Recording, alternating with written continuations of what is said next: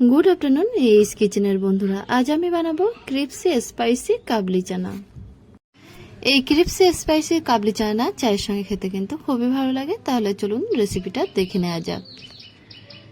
এটা বানানোর জন্য আমি এখানে নিয়েছি 1 কাপ পরিমাণে কাবলি চানা। সেটা 6 থেকে 7 ঘন্টা ভিজিয়ে রেখেছিলাম। দেখুন ভেজানোর পরে কাবলি চানাগুলো অনেকটাই ফুলে গেছে। এবার এগুলো একটা কুকারের মধ্যে দিয়ে বয়েল করে নেব। কুকারের মধ্যে দিয়ে দিয়েছি এবং পর্যাপ্ত পরিমাণে জল দিয়ে বয়েল করতে দেবো। দেখুন আর সাথে দিয়ে দেবো 1/2 চামচ লবণ, অল্প পরিমাণে লঙ্কার পাউডার এবং হলুদের পাউডার।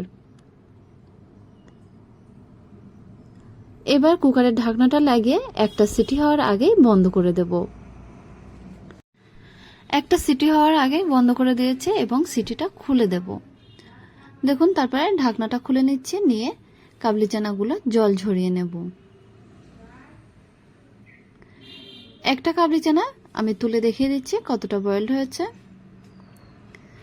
এরকম কাবলি চানার গায়ে খোসাটা লেগে থাকবে। এবার কাবলি চানাগুলো একটু হাওয়ায় শুকিয়ে নিয়েছি। দেখুন জলগুলো কিন্তু একেবারেই নেই, একদম শুকনো ভাব চলে এসছে। এবার মিডিয়াম ফ্লেমে একটু কড়া বসিয়ে কড়াইয়ের মধ্যে বেশ কিছুটা সাদা তেল দিয়ে গরম করতে দেব। গরম হয়ে গেলে কাবলি চানার থেকে অর্ধেকটা কাবলি চানা তেলের মধ্যে দিয়ে ফ্রাই করে নেব। দেখুন বেশ উল্টে পাল্টে ভালোভাবে ফ্রাই করে নিতে হবে। যখন এরকম একটা কালার চলে আসবে তখন তেল থেকে তুলে নেব। এটা ফ্রাই করতে মিডিয়াম ফ্লেমে 5 থেকে 6 মিনিট লাগবে। প্রথমবার এটা ফ্রাই করা হয়ে গেছে। এবার বাদবাকি কাবলি চানাগুলো তেলের মধ্যে দিয়ে একইভাবে ফ্রাই করে নেব। দেখুন এটাও যখন এরকম একটা কালার চলে আসবে তখন তেল ঝরিয়ে তুলে নিচ্ছি। এবার ক্রিপসি স্পাইসি যেহেতু, সেই জন্য স্পাইসির জন্য আমি কিছু মশলা অ্যাড করছি। দেখুন একটা পাত্রের মধ্যে দিয়ে দিচ্ছি 1/2 চামচ চাট মশলা, 1/2 চামচ কাশ্মীরি লঙ্কার পাউডার, 1/2 চামচ গোলমরিচের পাউডার, 1/2 চামচ ধনিয়া পাউডার, 1/2 চামচ জিরে পাউডার, 1/2 চামচ বিট লবণ এবং 1/2 একটু বেশি আমচূর্ণ পাউডার আর অল্প একটু সুগার পাউডার দিয়ে দিচ্ছি। এই সব মশলাগুলো একসাথে ব্লেন্ডার জারের মধ্যে দিয়ে মশলাগুলো বেশ ভালোভাবে একে অপরের সাথে মিশে যাবে।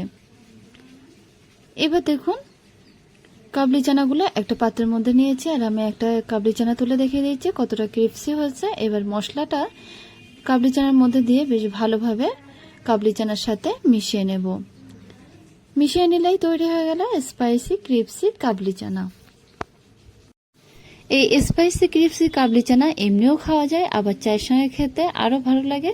তাহলে বন্ধুরা আমার এই রেসিপিটা যদি আপনাদের ভালো লেগে থাকে তাহলে অবশ্যই একটা কমেন্ট করবেন আর আমাদের ভিডিওতে একটা লাইক করবেন। আর চ্যানেলটা যদি সাবস্ক্রাইব করা না থাকে তাহলে সাবস্ক্রাইব করার অনুরোধ রইল।